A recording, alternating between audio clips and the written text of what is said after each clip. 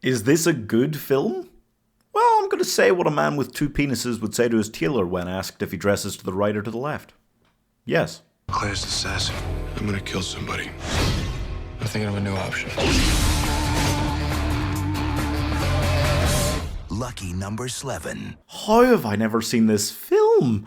Oh my god, I mean, it's insane. It's so naughty that I expected Britney Spears to bust down a wall and start dancing in a way vastly inappropriate for her age. I mean, the cast is redonkulous, the writing is really nuts, and the entire idea is so dumb it makes my teeth hurt. Lucky Number Slevin stars Josh Hartnett, Lucy Liu, Bruce Willis, Morgan Freeman, Ben Kingsley and Stanley Tucci in a film about Slevin. Not a name, they created that name out of thin air just to make their title a pun, and I respect that level of nonsense. Anyway, Slevin has a condition that means he doesn't give a fuck.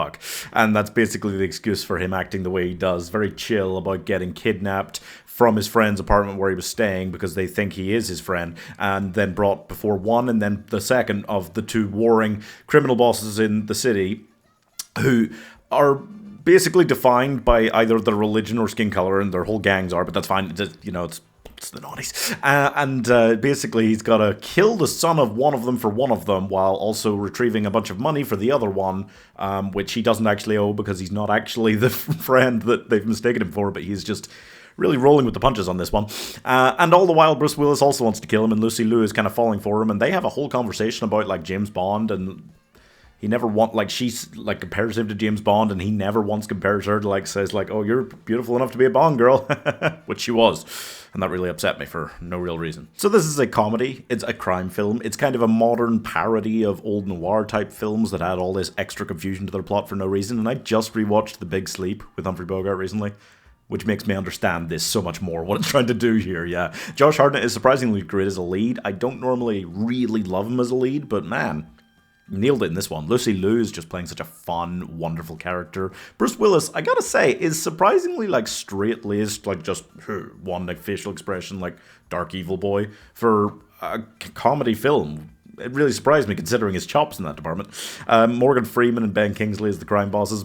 Morgan Freeman's character is more interesting, but neither matters that much, and both are kind of underutilized. And you know who else is? Stanley Tucci. Wow. I mean, this film is interesting and funky and weird, don't get me wrong, but also it's got so much better cast than it needs. It's really underutilizing at least half of the major names. Once it starts twisting and turning, and I mean, like, it does. I really expected there to be some sort of, like, twisty-turny nonsense in this, but when it came, I was still gobsmacked, pretty much, yeah. But unfortunately, like every film that wants to have a lot of twists and turns in it, it sacrifices something along the way. This one very much, it feels like for the first hour, like you very much get the idea and it's kind of fine, but the plot isn't really moving very quickly at all, and that was because they were just kind of meandering with nonsense until they got to the point where they felt it was time for the twists and turns. And it's almost 2 hours long, so they didn't need to go as long as they did before that, but they did, and whatever.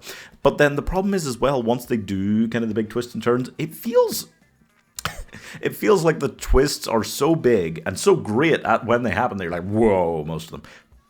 But it feels like they're so big that, I don't know, I guess the last 40 minutes just feels like it is mostly just exposition to try and explain how this works. Highlights for me are the genre bending, because I thought this was a pretty good film noir type thing at times. It was a really good rom-com. I mean, the witty banter scenes between Josh Hartnett and Lucy Liu, so well written. And that writing was another real highlight for me, that it didn't really keep up throughout the whole film. I thought it got ridiculously convoluted, the writing, but it was still good. Josh Hartnett is also a highlight. Most of the cast is underutilized, but he's kind of maybe utilized correctly here, and I've never seen him used quite like that, so I was pretty impressed. I didn't know if he had the chops to actually be the lead character in a film with this big a cast, but there you go. Overall, I think it had a lot of influences. I feel like it was almost moving back through time, because it starts out as very much a naughties, wrong man caper. We've seen a few of those.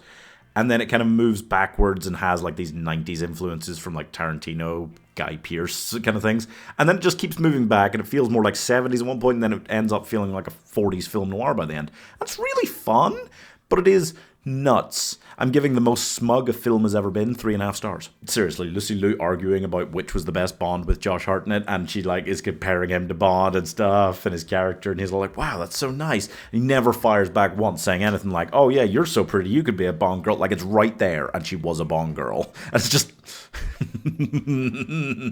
come on.